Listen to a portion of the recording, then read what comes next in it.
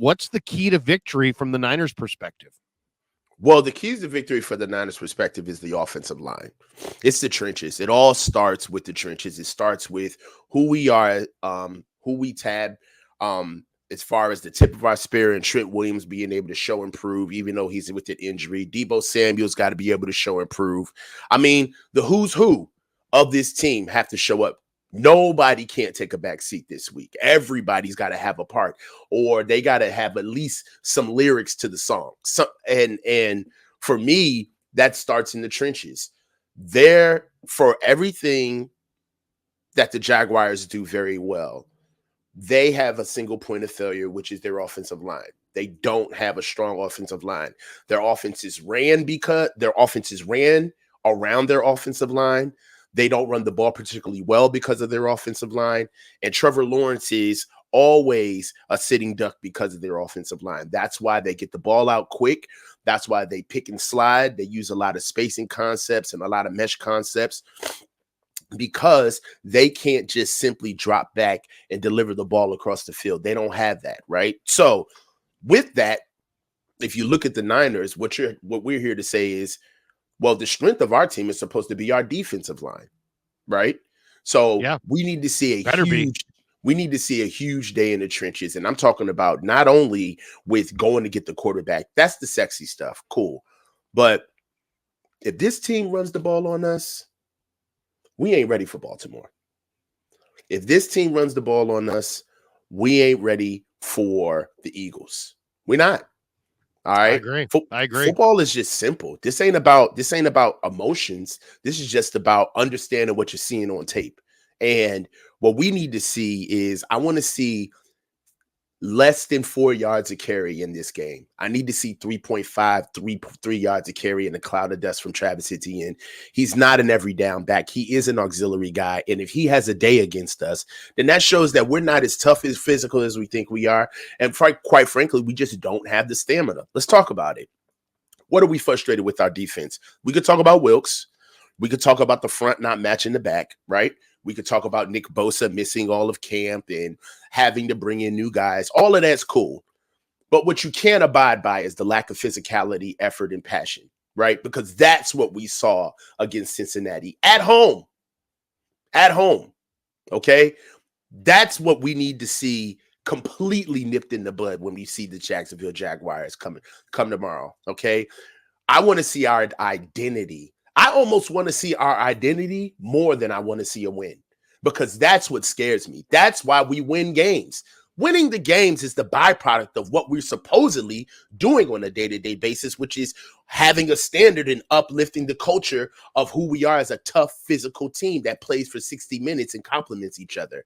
That's what we're not seeing when we're losing these games. Everything else is just a byproduct of why we're not following our identity. So the biggest thing that I need to see is our defensive line taking control of the line of scrimmage against a weak offensive line and a bad run game. I need to see the identity of no more grab and drag tackles. I don't want to see any brother-in-law agreements of gang tackling where the runner doesn't even touch the ground. I don't want to see anybody not coming down into the hole and fitting and pulling. I don't want to see Dre Greenlaw getting ran over, or Fred Warner missing tackles, or Hufanga going on bad angles, or Tayshaun Gibson getting beat, or Isaiah Oliver running behind corners, or Diamador Lenore getting beat on double moves, or Drake Jackson not being able to play because he's either hurt or we're still looking for something more from him from 3 games, more from Nick Bosa than just taking over bull rushes. I want to see you get home, Mr. $34 million a year, man.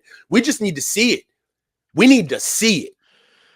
Okay, here's my keys to victory. I mean, I agree with all of that, by the way. For the 49ers, on defense, first and second down, okay? They're getting killed on third down. They can't get off the field. But the real issue is they're getting into the other teams are getting into second and short. They're getting into 3rd and 1. You got to get things done on first and second down defensively. And I want to see, more than anything, I want to see this 49er defense hit somebody.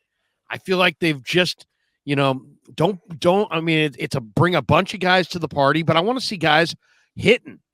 They haven't really hit in weeks. I want to see some hitting out there. You got to stop Etienne. But to me, the number one thing on defense for the 49ers is get it done on first and second down and then really understand what Jacksonville's trying to do. Jacksonville has a lot of speed. Calvin Ridley can run. If they put three wides out there, Agnew can run. Christian Kirk can run by you. Etienne's got better than average speed for a running back. Lawrence himself, even though he's a big man, can run and rumble, and he's got speed. But they know they've got a bad offensive line, and because of it, they tease you with the speed. They run you off, and then they've got all these comeback routes. And they run you off, and then here comes Evan Ingram, and they're moving him all over the formation, and he is the continuity. Beating up the guts. Yeah, I mean, I've been watching them on the All-22 because of the bye week. I watched 4 games of Jacksonville.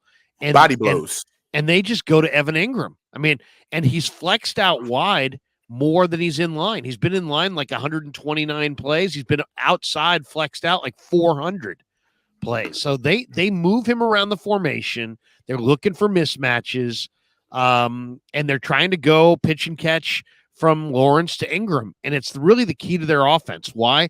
Because he's the guy who moves the chains, and he's the guy that runs the short route, is a big target, and he's got great run after the catch speed, which he always had at Ole Miss. And now he's like, he wasn't ready for the pros when he got drafted by the Giants, but now here he is a few years later, and he's a totally different player. He's way more refined, and they throw it to him short, and it's an easy throw for Lawrence. So you have to take away Ingram completely. They completed 10 balls to him last week against Pittsburgh. The one thing about Kirk and Ridley is they've got speed, but they don't have the greatest ball skills, especially Kirk. And so, those guys, they're potentially gonna run by you. So you really gotta give them some space, but at the same time, you gotta take away Ingram, because what happens in these games is Jacksonville's playing ball control, and they know they've got a good defense, and they're playing ball control by Lawrence just pitching it right in the middle of the field to Ingram. Everything's within 5 to 12 yards of the line of scrimmage. And once he gets into a nice rhythm, then he takes some more shots. They connected with Etienne down the sideline last week against Pittsburgh for a 56-yard touchdown, and Lawrence just put that in there. He's got a laser. Also, Lawrence is tough. So this idea that he's going to run, he's not afraid of the rush. He's going to stand into the last second. He's going to take that hit. He's a tough character, and he's got a well above average skill set as far as speed and arm strength. So to me, defensively, win on first and second down, take away the run game, and then key in on Evan Ingram short. Don't expect that, don't let Lawrence get into a rhythm throwing to Ingram. So defensively, I think that's the key. On offense, you really got to get something done on first and second down as well, because Josh Allen against Jalen Moore, which is what could happen. Trent Williams is a game time decision. That's advantage Jaguars, even though Jalen's playing well. And, the guys in the middle, Folaranzu, Fatakazi, and Gotsis, they're not super dynamic, but they're strong at the point. And so they really, to me, they've got 2 outstanding edge guys. I talked to Colton McKivitz this week about his matchup with Trayvon Walker, and he likes the matchup because, Walker will try to bull rush you a ton early. He's heavy, he's strong, he's heavy-handed. He doesn't have that shoulder dip like Allen does. He's fast, but he really tries to bull rush you a lot. So, McKivitz is ready for that. He says he's watched a lot of film on him. He's ready to go. So I think that's really the key. And then the other thing is, they've got 2 inside backers who really do make a ton of tackles. Olakon and Lloyd combined last week against Pittsburgh for 20 tackles, 16 solo tackles. Olakon will make every single tackle if you don't get him blocked.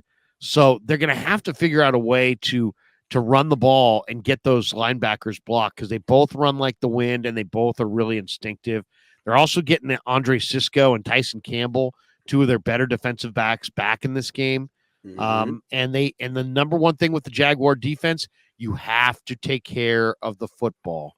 They like the ball. They want They the ball. take it away. They take it away as well as almost anybody. And that's Purdy. Purdy's got to take care of the football. I would say the other thing that's really important on offense for the 49ers in this game, Shanahan and Purdy have to show patience. We're at a point now where the 49er defense has played a lot of snaps, and they're coming off of a 1 week bye, so they're a little fresher, but they've gotten worn down. And part of the reason they've gotten worn down is that the Niners aren't necessarily playing complementary football. From this point forward, offensively, I think Shanahan's got to play complementary football. If that means longer, more, longer drives, dominating the ball, that's what you got to say it, Larry. Larry, you got to say it. Be patient.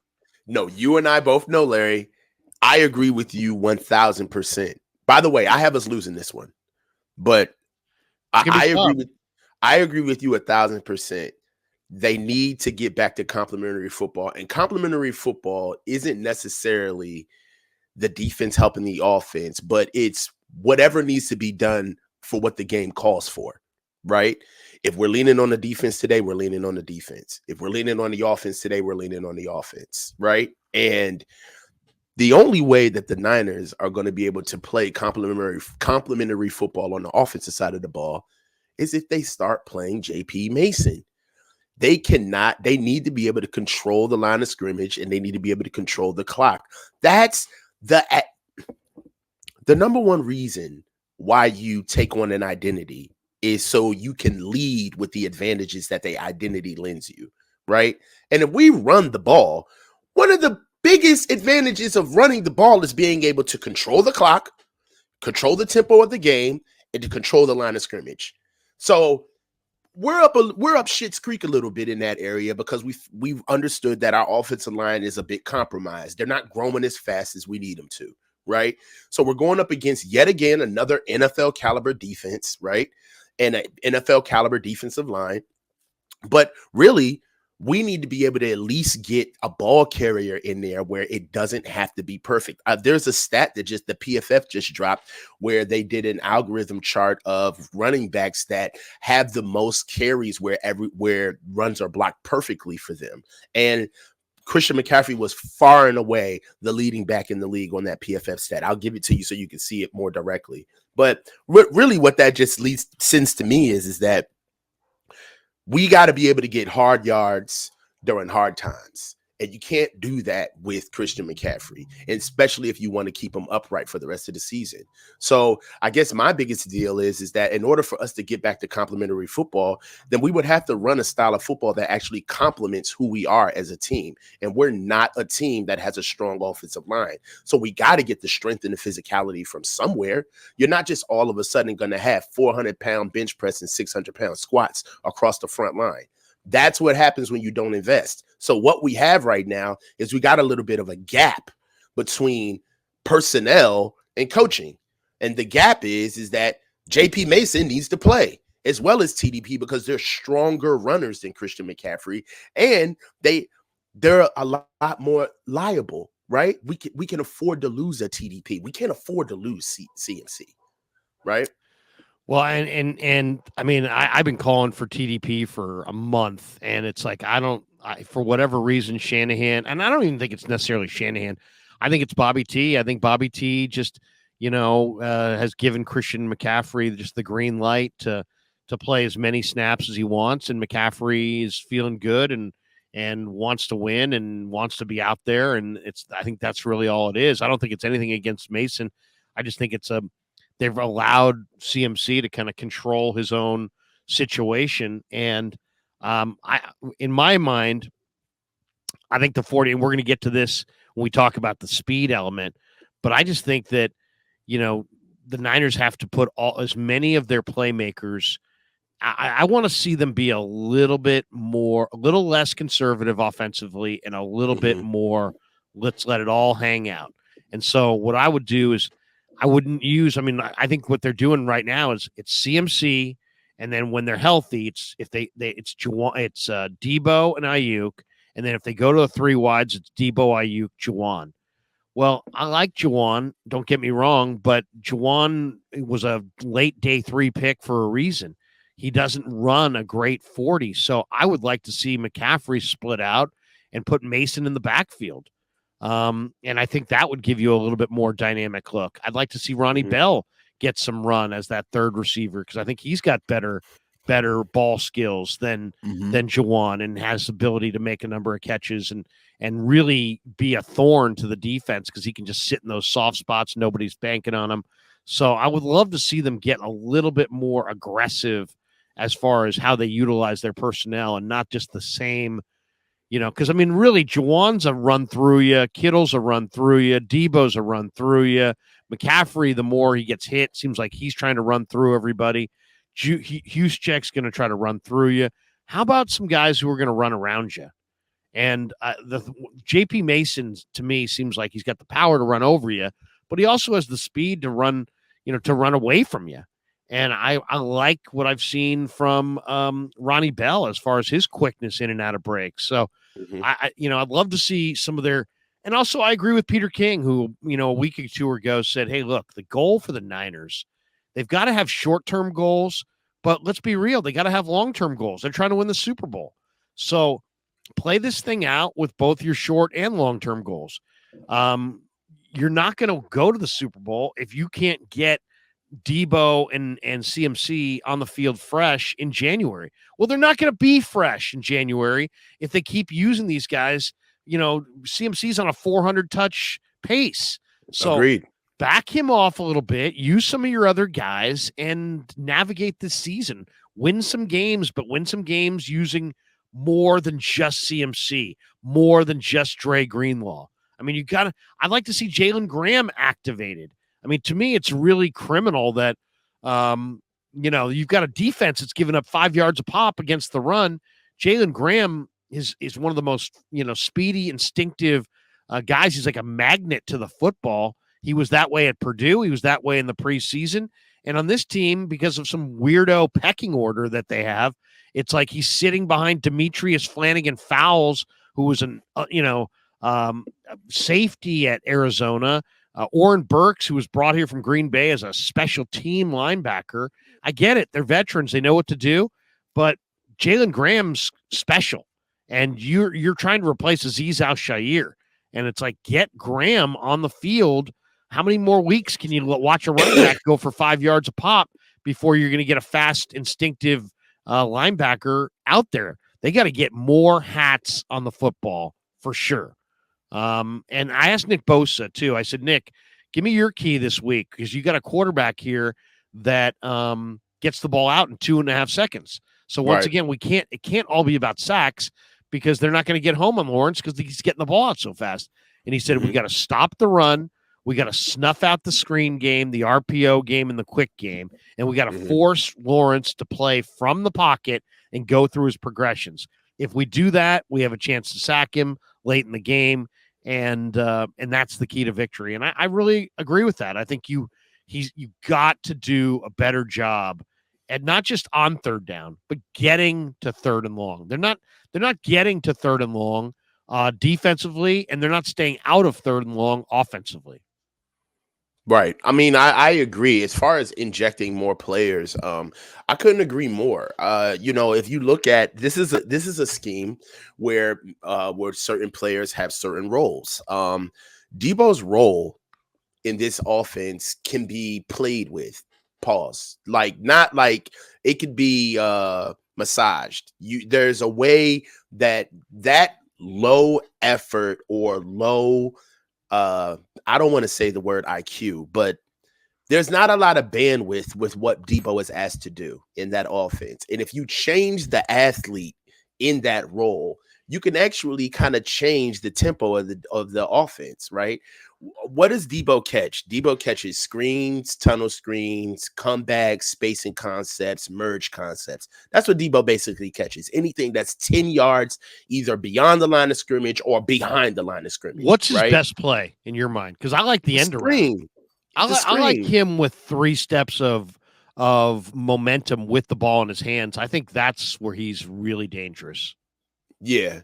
I mean, but okay. And You like the hitch take screens? I mean, just giving him the ball is the best play, right? If he literally just does a zero, turns around, give me the ball. You know what I'm saying? But in my opinion, all of those, like shallow overs and those basic routes that Debo runs and those comebacks, man, you could be giving that stuff to Danny Gray. You could be giving that stuff to Ray McLeod. Like those are guys that, yeah, I understand that you want to give Debo the ball for what he gives you after the catch. I understand that. But one of the things about Debo is he's not necessarily a threat before the catch. And he doesn't put defenses in conflict. Nobody's actually thinking about what Debo's going to do if Debo gets a step on them vertically, right? And that's something that you have to worry about when you're doing that. When you're doing that with Ray, because Ray can give you an option route, stick his foot in the ground and go vertical, or Danny Gray can come on a basic or an option or a China route and then turn it into a wheel and get up the sideline. Like there's things that you can do with certain players on the field in certain roles, but what it is that what the problem is that when you have roles in a scheme and you only fit certain players in those roles, what happens is that you give the defense a little bit more of a backdrop of who you are as a team. And I feel as though that Debo's role is it's a lot of low bandwidth for him to play in this offense. I feel like he has probably some of the simplest things to do in this offense. He's not asked to do a lot from a cognitive level. And I feel as though that if that's going to be the position that you have in this scheme, where you're literally just sticking the ball in his hands and giving him these simple routes, where the special part of Debo is what happens after the catch, cool. But don't use all of that, literally, the swath of that offense, literally just for him. There's ways that you can open up your perspective and give it to more dynamic players, like you were talking about. We have a lot of physical players, but we need to get some of these dynamic guys out in space. And having a guy like Danny Gray on the field out in space, you mean to tell me Debo don't block? I don't want to hear this whole thing about who's this Danny Gray person you speak of? Like, you know what I mean? Like I mean, he might as well be Ronaldo Nehemiah. I mean, Ronaldo Nehemiah has made as big an impact as Danny Gray. I mean, come on, this guy, Danny who? I mean, where's this guy? I mean, paging Danny Gray, white courtesy telephone. Danny Gray, white courtesy telephone. There's, I mean, even if it's not Danny Gray, Ray, like there's things that you could do. Use your speed. Yes, you could use this type. You could use these players in different areas, like Ronnie Bell. Like this is what scares me about our receiving core. In my summation, there's only one player that can get open, and that's Brandon Ayuk. He's the only guy with separation. Brandon Ayuk is the only receiver that we have that can line up week to week and get open. And he's the guy that we get pissed off with if the ball hits his face or if he drops a pass. He's literally the only. Debo can't get open on his own. Larry, you're a scout guy, man. Larry, you've seen the tape. It's laborious. It's a hard task for that man to get open on his own. And Juwan doesn't. Juwan doesn't get open. That is a lot. It takes a lot for those guys to get open. And even when they do get open, the ball's got to be right there. There's really no true separation. They have to get schemed open. So that's honestly what I'm kind of what I'm looking at on our offense is that, yes, we have great players for the skill set and the role that they play. But can they go hunt on their own? Can they go kill what they eat? Go out there, go get open, go make a play. Or do you literally need everything to be schemed open for you? That's my true question. Every pass these days in the last month looks like a 50-50 ball because there is no separation. You know, you're not getting that separation. Ayuk gets separation, but Juwan doesn't, and Kittle doesn't, and Debo doesn't. Nope. And Ray, despite his speed, doesn't. So it's like they've got a tough situation right now as far as their passing game. I would love to see them try to run the football and stay with it a little bit. You know, they've talked about, we've gone now 4 straight games where CMC hasn't gone over 54 yards. They've got to run the ball.